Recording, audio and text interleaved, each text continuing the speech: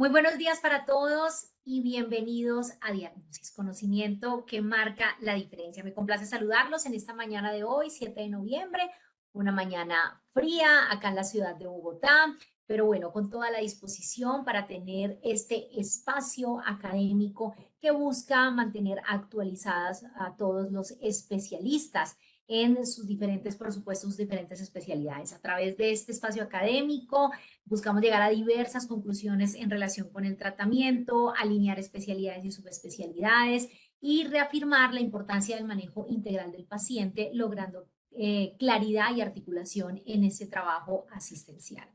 Hoy este diagnóstico ha cambiado y ha cambiado un poquito porque ahora vamos a hacer este espacio también en la mañana, vamos a intentar rotar espacios en la tarde, espacios en la mañana, para que muchos más especialistas puedan disfrutar de este espacio académico. Así que damos la posibilidad hoy de tener este diagnóstico por primera vez en un horario matutino.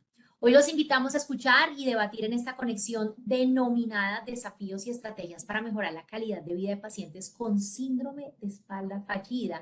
Esta temática donde nuestro equipo de destacados expertos van a profundizar sobre sus estrategias y tratamientos. Nuevamente quiero darles la bienvenida a los que en este momento se están conectando con nosotros de manera virtual. Y por supuesto, invitarlos también a que puedan compartir el enlace de conexión a más personas, a más colegas que quieran estar con nosotros escuchando la temática principal de hoy. Repito, desafíos y estrategias para mejorar la calidad de vida de pacientes con síndrome de espalda fallida. Para nuestro webinar de hoy, jueves 7 de noviembre, nuestros ponentes serán de la Clínica del Country, Clínica La Colina, bajo el liderazgo del doctor Alejandro Ramos, director médico. Es así también como contamos con la compañía especial del doctor Juan Manuel Sierra, jefe de cirugía de columna. Está con nosotros también la doctora Claudia Agames, líder clínica de dolor y cuidado paliativo. Y por supuesto, el doctor Walter Sosa, médico de dolor y cuidado paliativo. Siendo ya entonces las 7:39 de la mañana, creo que podemos dar inicio ya a esta jornada académica y para ello, qué mejor que darle paso al doctor Alejandro Ramos, nuestro director médico, para que nos brinde un especial saludo. Doctor Ramos, muy buenos días para usted. Laurita, buenos días y buenos días para todos. Realmente es un motivo de orgullo y de privilegio poder presentar este diagnóstico. Hoy lo tenemos en un horario diferente, pero la calidad es exactamente igual. De verdad que uno de los problemas más frecuentes que tenemos desde el punto de vista de la medicina general y desde el punto de vista de la cirugía columna es el síndrome espalda fallida. Y este síndrome espalda fallida se traduce en una serie de inconvenientes, no solo y frustraciones, no solo para nosotros los especialistas, sino naturalmente para los pacientes. En este espacio nosotros queremos determinar exactamente cuáles son los mecanismos de esta espalda fallida, cómo lo podemos abordar y también queremos ser innovadores y mostrar cómo nosotros podemos enfrentar y mejorar la vida de estos pacientes y es parte de lo que nosotros estamos dispuestos aquí a aprender de todos y a escuchar de los especialistas. Definitivamente, nosotros estamos absolutamente comprometidos con el adelanto, estamos absolutamente comprometidos con la ética, con la humanización, pero naturalmente los pacientes es a la cual nos debemos y este es un espacio donde en últimas trae esa riqueza a los especialistas para esa persona, para ese paciente, para esa familia que después de un tratamiento quirúrgico con muchas expectativas no tiene los resultados deseados.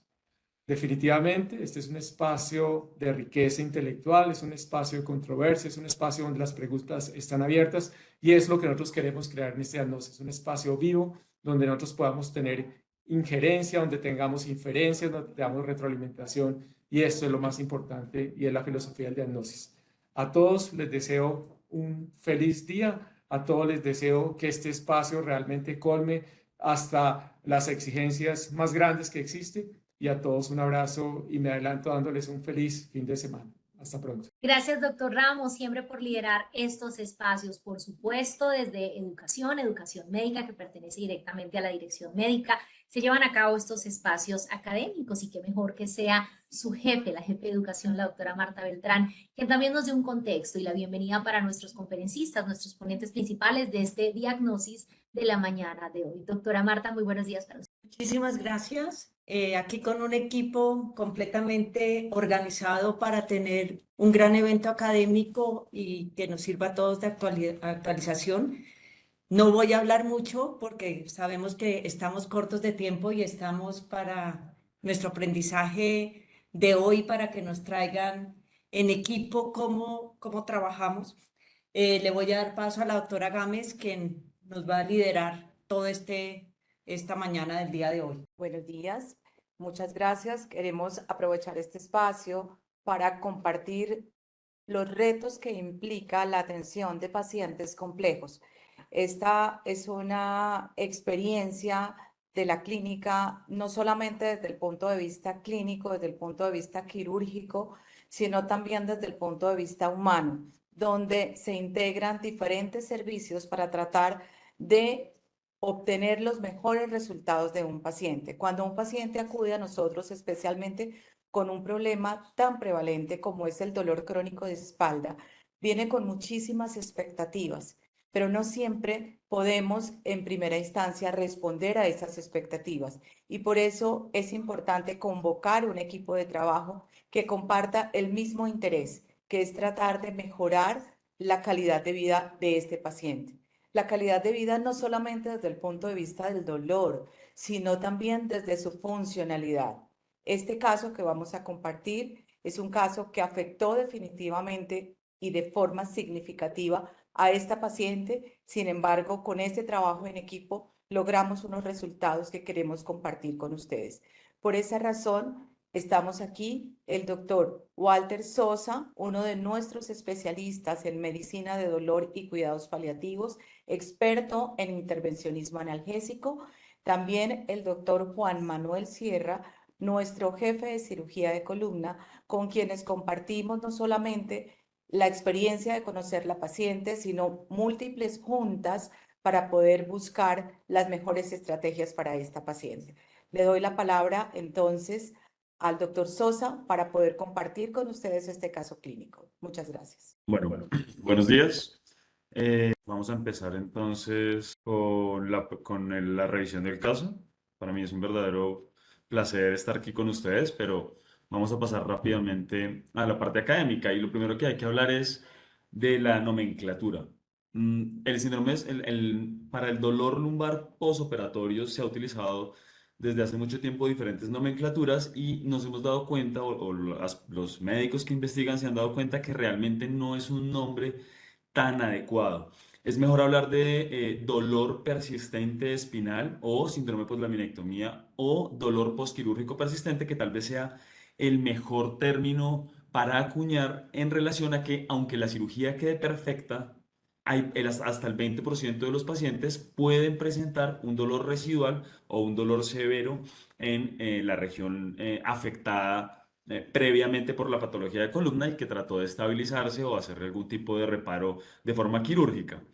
Y esto lo vemos en la literatura mundial, que el dolor axial o radicular puede persistir después de una cirugía vertebral, aunque el procedimiento quirúrgico haya quedado de una forma adecuada, incidencia hasta el 20%, como les venía mencionando, y esto es por varios factores. El primero es que hay procesos inflamatorios moleculares en relación al procedimiento quirúrgico.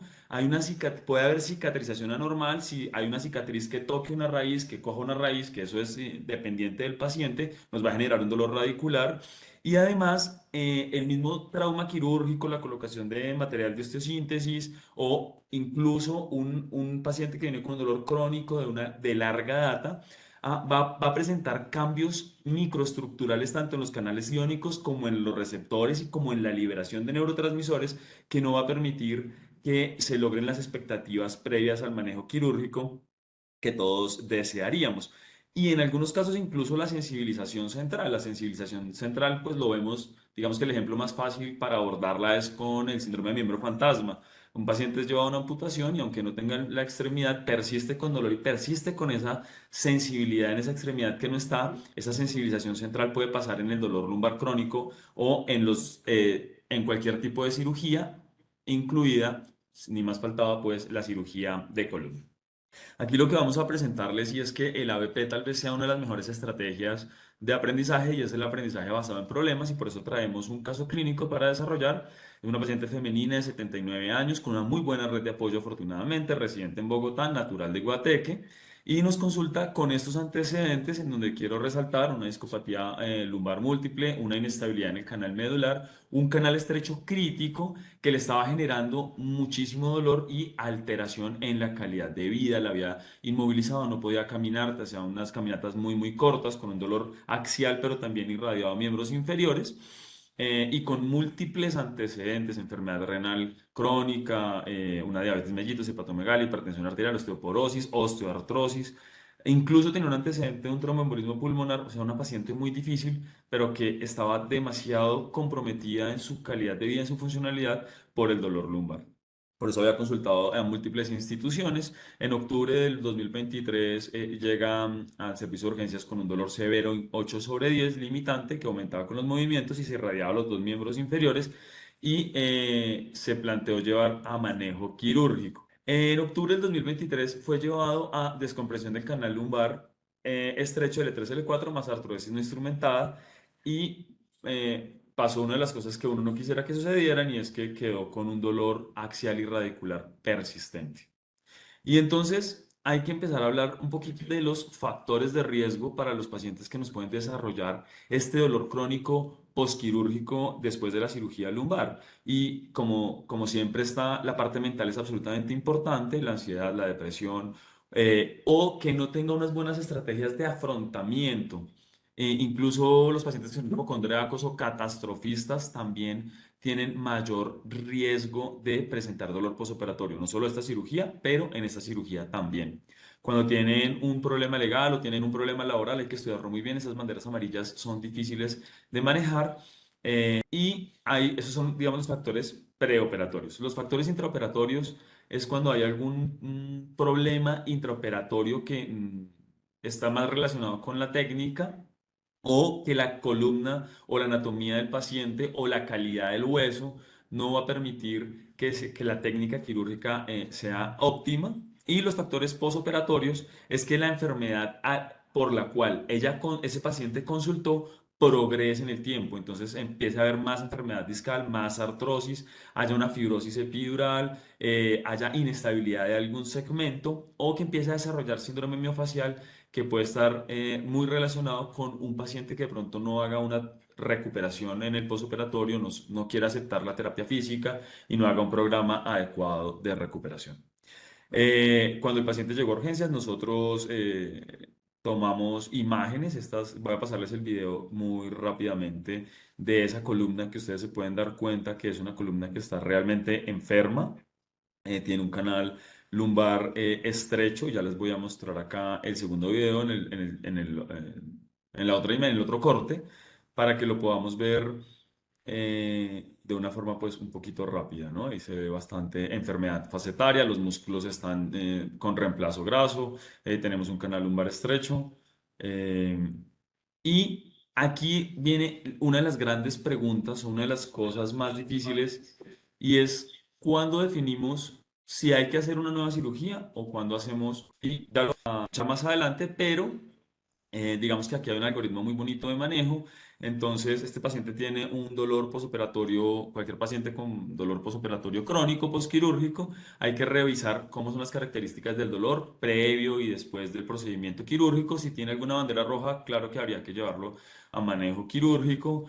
Revisar siempre cómo fue el tema de la técnica como tal, ir revisando también los factores psicológicos y hacer siempre un acompañamiento multidisciplinario, revisar las comorbilidades del paciente, hacer un examen físico exhaustivo, eso siempre lo vamos a tener que hacer, y claro que sí, tomar imágenes diagnósticas que nos permitan evaluar si hay alguna cosa nueva o alguna bandera roja o algún tema más anatómico que sea más fácil de corregir. Si tiene alguna bandera roja, hay que llevarlo a procedimiento quirúrgico. Si no, hay que empezar a revisar si tiene banderas amarillas. Si tiene banderas amarillas, es mejor llevarlo a un grupo de apoyo social, a trabajo social, psicología y todo este grupo paramédico que siempre tiene que ir de la mano con el manejo del dolor y el manejo postoperatorio de estas cirugías tan grandes, y si no, hacer juntas multidisciplinarias y empezar el manejo farmacológico. Y luego evaluar si hay posibilidad de hacerle algún manejo intervencionista analgésico para tratar de evitar un nuevo procedimiento que a veces podría dificultar el desarrollo adecuado de ese paciente. O sea, no llevar al paciente siempre que tenga dolor a una nueva cirugía, sino solamente cuando el equipo de neurocirugía evalúe muy bien ese paciente y considere que hay alguna cosa revertir. Ya hablando de los procedimientos analgésicos, esta es una tabla muy bonita en que nos muestra que hay diferentes opciones: radiofrecuencia térmica, radiofrecuencia pulsada, inyecciones de esteroides o bloqueo sacroiliaco, bloqueo de la rama media facetaria, bloqueo del ganglio de la raíz dorsal o radiofrecuencia del ganglio de la raíz dorsal o un bloqueo transforaminal. Cada uno de estos procedimientos tiene una indicación muy clara. Si el dolor es más neuropático, nos iremos más primero por los esteroides epidurales o foraminales, y si le va bien, una radiofrecuencia del ganglio de la raíz dorsal. Si el dolor es más axial, tendríamos que acceder a los segmentos adyacentes. Puede ser la articulación sacroiliaca o el segmento superior al procedimiento quirúrgico. Y ahí vamos a tratar de minimizar el dolor de estas áreas adyacentes que también nos pueden estar generando dolor. Una cosa muy importante es que, como ustedes ven en la gráfica, a medida que se van haciendo los procedimientos, ellos van perdiendo efectividad, aunque todos, si están bien indicados, tienen una P significativa que nos van a mostrar que tienen un buen control del dolor. Lo que pasa es que, si bien es efectivo, disminuye su efectividad con el paso del tiempo, y eso nos empieza a limitar también el manejo. Esta paciente fue valorada por el equipo de neurocirugía y clínica del dolor, en donde se solicitó unos esteroides epidurales. Inicialmente, radiología intervencionista hizo los primeros manejos con un bloqueo interlaminar. Lo puede hacer radiología intervencionista, lo puede hacer clínica del dolor, lo puede hacer el mismo equipo de neurocirugía. Los tres servicios están perfectamente capacitados, y también hicieron un bloqueo foraminal L4, L5 derecho. Hubo un control parcial del dolor, y se hizo un manejo multimodal. Siempre en dolor lumbar postquirúrgico hay que hacer manejo multimodal, y eso está dado por un neuromodulador farmacológico como la pregabalina, un opioide débil, en este caso atípico, que es el tapentadol, y el acetaminofén. Sin embargo, el 5 de diciembre empieza a presentar un dolor sacro y un dolor lumbar que se irradia en miembros inferiores, de predominio derecho y características neuropáticas. Se toma una resonancia magnética sacroiliaca, en donde muestra que tiene una sacroileitis, y esto está muy relacionado porque, como ustedes se dan cuenta, la fijación está hasta S1. Entonces, el movimiento de la columna, el movimiento axial, va a ser dado por la articulación sacroiliaca, que no está diseñada para ese movimiento, solamente para movimientos de nutación y contranutación. Entonces fue llevado a un procedimiento, un bloqueo de la articulación sacroiliaca. Aquí lo podemos ver, este es un lado y este es el otro lado. El bloqueo fue exitoso, el dolor sacroiliaco se controló y, por ende, se logró dar el egreso. Sin embargo, se hizo titulación de los medicamentos, ni más faltaba. Hay que ir titulando al paciente, ir lentamente, muy lentamente subiendo los medicamentos, sobre todo en una paciente tan comórbida. Y logramos el egreso con tapentadol 100 miligramos cada 12 horas, pregabalina 150 cada 12, acetaminofén, y adicionamos duloxetina. Además de que empezamos a hacer, pues ella ya tenía órdenes desde su primer procedimiento quirúrgico, pero repetimos las órdenes porque no había asistido a terapia física, una valoración por fisiatría, que es medicina física y rehabilitación, que es fundamental, una valoración por endocrinología por su obesidad mórbida, y controles ambulatorios por dolor y cuidado paliativo y neurocirugía. El 23 de enero vuelve a presentar una reagudización del dolor lumbar, que se irradia nuevamente al miembro inferior derecho y corrientazo, con disminución de la fuerza, leucocitosis y neutrofilia. Y aquí aparece una bandera roja que es muy importante, que son los marcadores inflamatorios. Se toma una nueva imagen, la vamos a correr muy rápidamente también, y similar a la anterior, una columna bastante enfermita. Y aquí tenemos el otro corte. Ya les voy a mostrar la lectura de radiología, donde lo que nos muestran principalmente es que hay un líquido sin restricción de la difusión y sin realce de 21 por 12 por 8.6, que podría corresponder a un seroma o a una colección, y con los marcadores inflamatorios en una junta multidisciplinaria, porque estos pacientes requieren una actuación multidisciplinaria siempre. Deciden llevar a manejo quirúrgico para revisar esa colección. Es llevado a cirugía por canal lumbar estrecho más drenaje de colección. Con eso mejoran los síntomas y logramos dar egreso, en este caso ya con opioide potente. Vamos avanzando en la escalada de los medicamentos progresivamente. Aunque quiero hacer la salvedad que ella tenía una enfermedad renal, pero su tasa de filtración glomerular era mayor a 60. En razón a eso, decidimos utilizar le dimos el chance de utilizar la morfina en gotas para poder hacer la titulación. Anexamos un nuevo neuromodulador, que es el ácido valproico en este caso, y continuamos los controles ambulatorios. Sin embargo, el 6 de marzo empieza con dolor glúteo y coxigodinia y algo de dolor perineal, tipo peso y punzada, que limitaba la movilización y el autocuidado. Y si ustedes se dan cuenta, va empezando a doler todos los segmentos adyacentes al procedimiento quirúrgico, además de un dolor persistente postquirúrgico. Y eso hace que tengamos que utilizar estrategias diferentes y en este caso, bueno, como siempre hay que tomar una imagen, como lo dice el algoritmo, cambia el dolor, hay que revisar la imagen. Cambia las características del dolor, hay que volver a mirar porque pudo haber pasado algo que nos explique ese dolor internamente. En este caso, digamos que no hubo un cambio significativo en la resonancia. Aquí vamos a ver el siguiente corte, que incluso el canal se ve menos estrecho en este corte, que recordemos que es después de la segunda intervención. Aquí lo tenemos, realmente no cambió mucho, voy a pasarla rápidamente y decidimos llevarla a bloqueo del nervio cluneal superior y medio, acá lo vemos de un lado, para disminuir el dolor glúteo y bloqueo del ganglio, neurólisis del ganglio impar para disminuir la coxigodinia. Hay muy buena literatura en donde podemos utilizar la neurólisis del ganglio impar para controlar este dolor y se logró el control glúteo, bloqueos muy dirigidos al sitio del dolor porque estábamos tratando todos los segmentos adyacentes que estaban doliendo para evaluar y quedar con un dolor meramente axial. Tan es así que pudimos devolvernos a acetaminofenhidrocodona, quitar la morfina, dejar acetaminofenhidrocodona, continuar con la neuromodulación e insistir en la terapia de rehabilitación que la paciente infortunadamente no había sido adherente. Y ustedes me van a decir, pero venga, ¿por qué le ponen ácido valproico? ¿Por qué le ponen pregabalina? ¿Por qué le ponen duloxetina? Y es precisamente en este algoritmo, que en esta diapositiva no se ve tan bien, pero quería que lo vieran, que es bastante largo.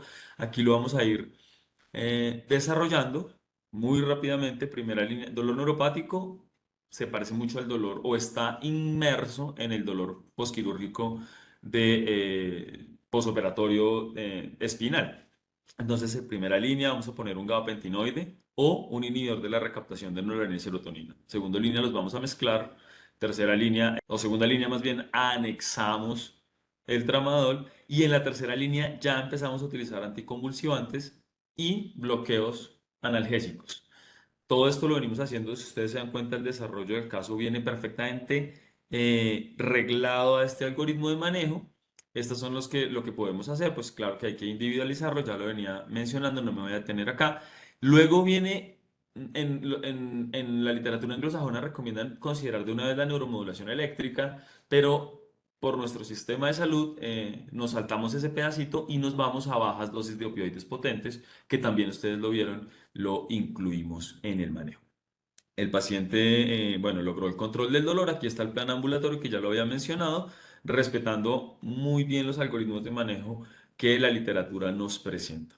El 22 de abril vuelve a presentar un dolor en región lumbar severo, sigue irredencia a miembros inferiores que impide la marcha, limita el autocuidado y ya no se consideró que fuera de los segmentos adyacentes, sino propiamente del procedimiento quirúrgico. La imagen que está arreglada en todos los algoritmos de evaluación del síndrome del segmento adyacente o de dolor crónico posoperatorio. Aquí tenemos el otro corte que nos da una idea general y lo mismo, realmente no hubo muchos cambios en la lectura de radiología para estas imágenes. Hacemos una valoración multidisciplinaria y se decide en una junta por ahora no hacer nuevos procedimientos quirúrgicos, sino tratar de darle manejo rehabilitador y con opioide. Titulamos el opioide nuevamente hasta buprenorfina 35 microgramos hora. Ya empieza a subir la dosis del opioide con persistencia del dolor y el 6 de junio definitivamente persiste con el dolor severo. No logramos las metas analgésicas y hay una cosa muy importante acá y es que la buprenorfina 35 le empezó a dar somnolencia. Entonces tenemos una cosa que se llama efecto limitante, efecto adverso limitante de la dosis. Es decir, ya no podemos escalar más la dosis porque hay un efecto limitante y eso nos va a generar que la paciente, pues no le podemos ofrecer más alternativas, por lo menos con la titulación opioide, que sería una de las cosas más importantes. Tomamos nuevas resonancias que tampoco tienen mayor cambio, excepto por una fractura de L3, que miren que en el algoritmo que les mencionaba adelante, cuando hay progresión de la enfermedad, aumenta el riesgo de dolor crónico postquirúrgico y ella tuvo progresión de la enfermedad. Se fractura L3, es un hallazgo nuevo y el resto sin cambios significativos. Decidimos llevarla nuevamente a junta multidisciplinaria porque estos casos requieren la valoración multidisciplinaria, como acostumbramos a hacerlo acá en la clínica de Country y en la clínica de La Colina, y definimos que definitivamente no tiene, se definió con el grupo de neurocirugía que no tiene otras indicaciones quirúrgicas, se estabilizó, digamos, el tema de su patología, no tiene ninguna bandera roja y requiere una opción de manejo analgésico que no sea quirúrgica. Así que definimos que la mejor opción era un dispositivo de entrega de medicamento intratecal y esto basado en varias cosas. La primera es que, bueno, ya hicimos todo este algoritmo, pero quiero que vean acá cuando el dolor es predominantemente axial, es mejor utilizar una bomba de entrega de medicamento subaracnoideo. Cuando el dolor es predominantemente neuropático, es mejor darle el chance a un estimulador medular. Sin embargo, por las características anatómicas de la columna, que estaba muy enferma, por un canal estrecho lumbar crítico, el posicionamiento del electrodo iba a ser muy complejo. En el planeamiento con la resonancia consideramos eso, además que su principal dolor era axial, aunque tenía también dolor neuropático. Consideramos que lo mejor era la bomba de morfina subaracnoidea, de entrega de subaracnoidea. Hay que hacer siempre una dosis de prueba. Nosotros empezamos con una dosis muy bajita de 100 microgramos de morfina subaracnoidea para la prueba y logramos la disminución del dolor en el 70%. Logró deambular esas 24 horas que estuvo con efecto, 24 a 36 horas, y consideramos que la prueba fue positiva. Entonces decidimos llevarla al implante y hay que escoger la mezcla. Entonces estas son las diferentes alternativas. Digamos que la 1A es el Ciconotid de morfina. Infortunadamente en Colombia no tenemos Ciconotid. Esa es una toxina que viene de un molusco y que todavía no la estamos exportando, no la están trayendo a Colombia. Entonces miramos qué otras alternativas habían y definimos que la mejor alternativa era ponerle morfina con anestésico local. Hay dos diferentes estrategias cuando está muy localizado el dolor y cuando es difuso. Y uno podría jugar con las diferentes líneas de manejo para seleccionar el medicamento. En este caso, morfina o piacaína nos pareció que fue el mejor. Esta es la imagen de la colocación de la bomba. Lo que quiero mostrar acá es que entramos por un segmento superior del procedimiento quirúrgico, llegamos hasta el espacio subaracnoidea, subaracnoidea se marca con un poquito de medio de contraste para confirmar que estamos allí. Luego por esta guía ascendemos un catéter al segmento medularmente correcto, no, digamos que aquí duele L4, L5, tenemos que llegar hasta el segmento L4, L5 de la médula, no dermatomérico ni nivel de L4, L5 vertebral, sino medular. Y una vez que confirmamos que estamos en el lugar apropiado, dependiendo de la patología, en este caso sería algo así como T8, T9 vertebral, que se correlacionaría con nuestro segmento medular, dejamos el canal ahí, la punta del catéter ahí, perdón. Es importante hacer esta salvedad porque la morfina, aunque ustedes saben que es hidrosoluble y se puede distribuir en el líquido cefalorraquídeo, la velocidad de producción del líquido cefalorraquídeo es tan lenta y la velocidad de administración de morfina por la bomba es tan lenta que no se distribuye tan uniformemente en el líquido cefalorraquídeo y de ahí que el riesgo de presión respiratoria sea baja, incluso menor. Se ha demostrado que hay menos riesgo de presión respiratoria con la bomba intratecal que con la administración de medicamentos por vía oral. Logramos dar el egreso, se tituló la bomba, llegamos hasta 180 microgramos por día, perdón, ahí no esto es por hora sino por día, con un flujo base de 7.5 microgramos hora, vean que son dosis por hora pequeñas, pero que en 24 horas son grandes, y con un rescate de 20 microgramos a libre demanda inicialmente. Posteriormente seguimos evaluando a la paciente, haciendo controles ambulatorios y se hizo un recambio, dependiendo de la velocidad de infusión y la dosis, uno tiene que hacer un recambio cada 3, 4 o 5 meses. El último recambio se hizo esta semana, lo realicé yo y lo que hice fue aumentar un poco la concentración, la mezcla inicial fuera de 25 miligramos de morfina más 25 miligramos de bupivacaína y 12.5 cc de solución salina. Como aumentamos la dosis a 200 microgramos para que el relleno de la bomba no tenga que ser tan frecuente, aumentamos la concentración o aumenté la concentración a 50 miligramos de morfina, 25, el anestésico hay que mantenerlo igual porque si no puede producir debilidad o anestesia en el área adyacente y 10 cc de solución salina. Y la paciente pues en este momento se encuentra con el dolor perfectamente bien controlado, con su autocuidado, está asistiendo más de una forma con mayor adherencia a las terapias físicas, ya está yendo a control, a una clínica de obesidad para el control del peso, está yendo a medicina física y rehabilitación, hace sus terapias y cada vez ha mejorado más su calidad de vida. Muchas gracias, doctor Sosa. Creo que este análisis de este caso que usted nos ha presentado nos permite destacar varias cosas que quiero comentar con ustedes. Uno, un proceso asistencial y académico continuo que se hizo con esta paciente.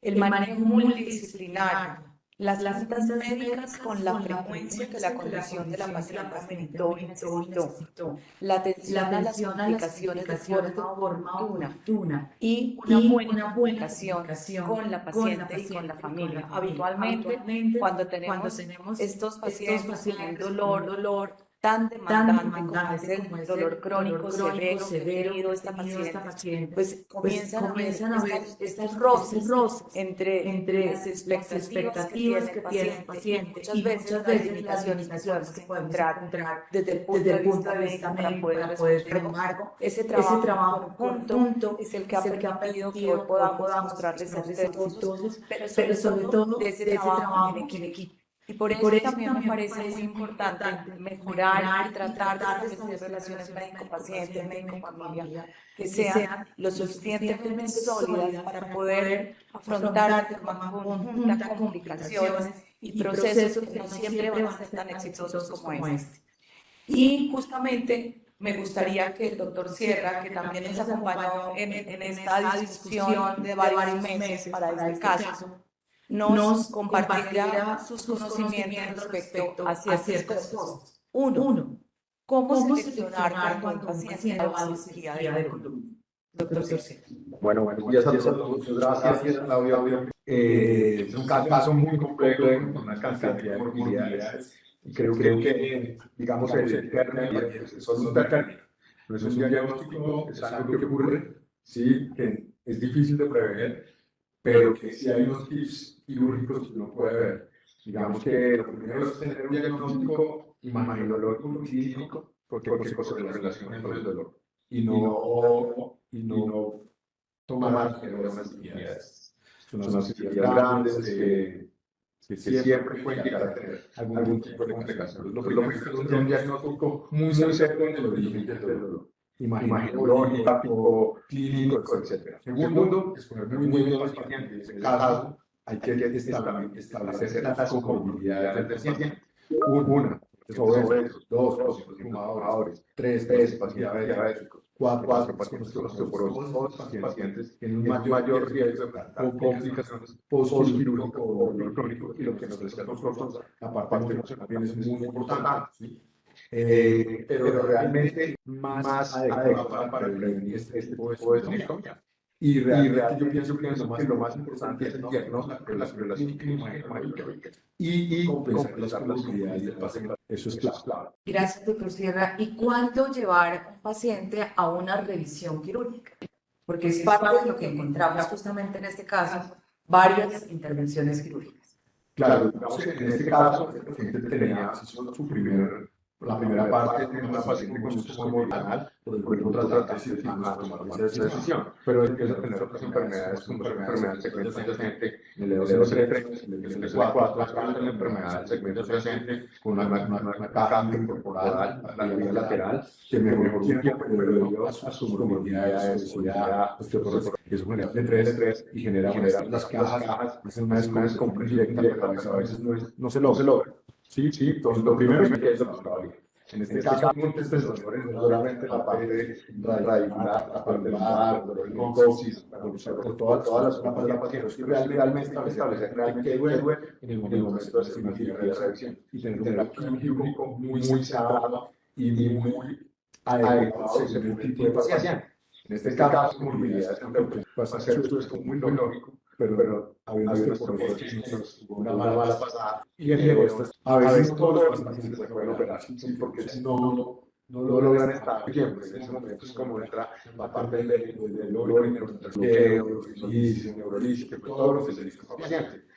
Digamos que hay que tratarla con química, sea una migración de implantes, todo eso es quirúrgico. Y no como si hay que operarlo y corregirlo. Pero a veces no todos los pacientes pueden estar pacientes. Y por su parte emocional, entre otras vías, con así, a veces no es posible. Entonces, buscar todo, de manera el dolor, de manera sus movilidades, buscar para todos los pacientes. No todos los pacientes se benefician de cirugía, todos los pacientes se van a mejorar con la cirugía, pero realmente cuando operan, es un riesgo, pero hay que planearla muy bien. Y en este caso, yo no veo la realidad para hacer una cirugía. Yo creo que lo que se hizo fue siempre desde el punto de vista de multidisciplinarios. Los pacientes tienen que ser totalmente multidisciplinarios. Y justamente por estar en un escenario académico y para tratar de precisar conceptos, cuando mencionas enfermedad del segmento adyacente, ¿a qué hacemos referencia?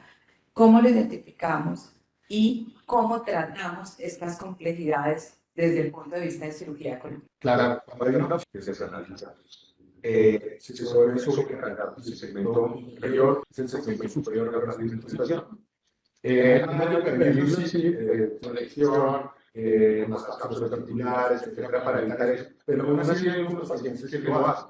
¿Por qué? Por mala calidad ósea, por falta de muscular, traumas, etcétera. Pero digamos cuando ya se identifica, es un problema mecánico. Esa enfermedad del segmento adyacente va a generar una inestabilidad y un micromovimiento y sobrecarga en las facetas, desde la parte del disco y la parte articular, lo que genera una compresión de ambos lados, tanto de la parte discal como de la parte de las facetas. Al tener esa compresión en ambos lados, pues genera dolor lumbar y dolor axial y dolor radicular. Cuando uno lo identifica, pues realmente es un problema mecánico, ¿sí? El problema de la enfermedad del segmento adyacente hay que operarlo, ¿sí? Es un problema mecánico que está causando una estenosis multidireccional, digamos, y una sobrecarga de los niveles enfermos, de los niveles de arriba y abajo. El que sea ser operado, pues está bien. Y realmente hay que operarlo, ¿sí? Hacer una fusión arriba, darle soporte anterior con cajas, hacer una fusión abajo, pero no todos los pacientes pueden llevar este tipo de cirugías, que es donde entra la parte de dolor. Pero digamos que la enfermedad del segmento adyacente es una enfermedad netamente quirúrgica. Ahorita estamos en los gloriosos con esta paciente. ¿Qué sucede? Y es una pregunta para los dos. O sea, estamos en un momento donde la paciente responde muy bien a este tratamiento que está recibiendo.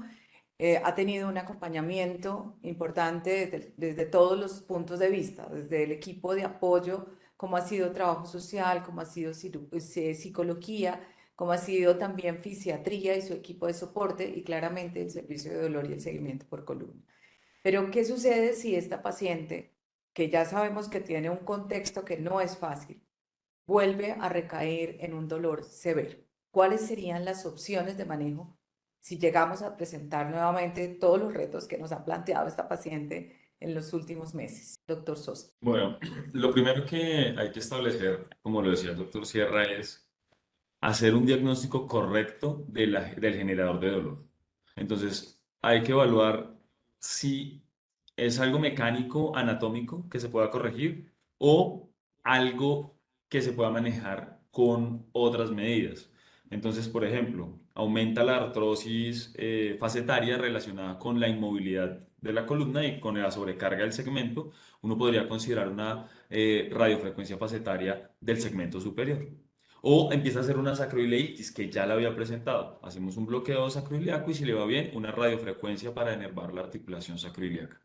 Es un dolor muscular, entonces vamos a fortalecer toda la parte de rehabilitación, incluso hacer bloqueos miofaciales nos podrían ayudar. Hay que insistirle en la paciente en toda la consulta, hacer con el grupo de trabajo social y psicología que sea muy juiciosa con la rehabilitación. Porque si ella no hace rehabilitación y los músculos del core, que es abdomen y musculatura dorsolumbar, no están fuertes, vamos a fallar, a pesar de que tenga la bomba intratecal. Siempre se puede subir la dosis y es como lo más fácil, pero no es lo que debemos hacer, sino buscar la causa del dolor y tratar esa causa del dolor de forma independiente. Cuando no se puede tratar esa causa del dolor y tampoco puede ser llevada a procedimiento quirúrgico, que eso lo define nuestro grupo de neurocirugía, entonces ahí sí pensaríamos en subir las dosis de la morfina intratecal, que todavía está en una dosis aceptable, 200 microgramos, es una dosis media baja, entonces podríamos utilizar eso, pero siempre hacer una muy buena anamnesis, un muy buen examen físico, o ayudarnos con imágenes y electrodiagnóstico, como el doctor Sierra lo mencionaba, y definir muy bien la etiología del dolor para dar un tratamiento direccionado. Doctor, ¿usted cómo ve con todo lo que tenemos? En este caso, es un caso complejo que creo que empezó mal, ¿cierto? Yo creo que a veces en la primera instancia de pronto toca ser un poco más agresivo y pensar no solamente en el segmento enfermo, sino un término que se llama el balance sagital de la columna, ¿sí?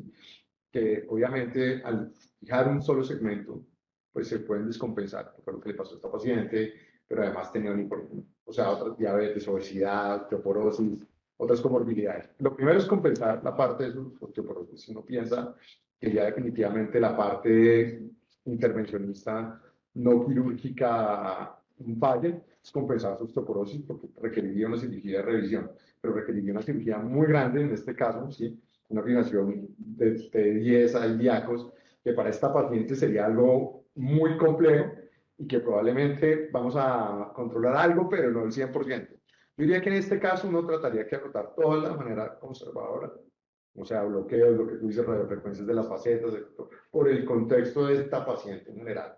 Pero si hay un problema en esta paciente, pero si hay un problema anatómico de inestabilidad, pues realmente es quirúrgico. Pero en esta paciente, pues que la conocemos, la hemos visto todos, la han visto varios cirujanos, cirujanos tratantes, el grupo de cirugía institucional, etcétera, etcétera. Yo pensaría que lo último que yo haría era una cirugía, ¿sí? En este caso. Hay otros casos que uno es mucho más agresivo y lo hemos hablado muchas veces y hemos hecho esas cosas, pero en este caso pensaría que la parte de dolor es clave para ayudarla, radiofrecuencias, incluso subir la dosis de la bomba, la parte de rehabilitación es absolutamente clave, ¿sí? A pesar de la obesidad, esta paciente ella necesita fortalecer sus músculos porque si no va a continuar haciendo enfermedades de los otros segmentos, tener una buena rehabilitación, tener psicología, porque estos pacientes no se pueden tratar con un solo médico tratante, sino un grupo, lo que tú dices. Y eso es clave. Pero en ella yo sí diría que agotar toda la parte de manejo médico. Muchas gracias.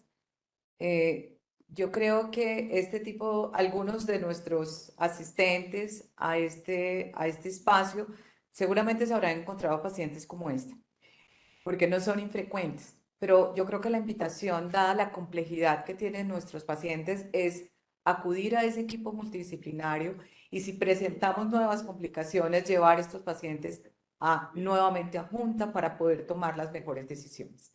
Muchísimas gracias al doctor Sierra, muchísimas gracias al doctor Sosa por su presentación, por su participación en este diagnóstico. Espero que nuestros asistentes hayan estado complacidos con la revisión de este caso y claramente desde el punto de vista académico haber logrado estos objetivos. Muchas gracias. A usted, doctora Ágames, al Gracias. doctor Sosa, al doctor Sierra, por supuesto, Gracias. educación, encabeza la doctora Marta Beltrán y en general al equipo de la Dirección Médica por permitir estos espacios que sabemos que son de gran interés para ustedes. A todas las personas que estuvieron conectados con nosotros en esta mañana, mil gracias. Recuerden que mensualmente tenemos este diagnóstico, conocimiento que marca la diferencia, que busca que no solo especialistas en Colombia estén conectados, sino también a nivel internacional. Hemos tenido también ponencias desde Perú, desde Brasil, desde Chile, y la idea es que podamos, por supuesto, unir esfuerzos entre los diferentes países para contar de estos casos clínicos que enriquecen profundamente su labor médica y científica. pendientes del próximo diagnosis que estaremos citando. Y a todos ustedes nuevamente, gracias por asistir. No se les olvide seguirnos a través de nuestras redes sociales, entre ellas la nueva que tenemos que es Spotify, para que puedan escuchar también diferentes casos que tenemos tanto en la Clínica del Country como en Clínica La Colina. A todos ustedes, un feliz día. Gracias por conectarse con nosotros. Que estén muy bien. Chao, chao.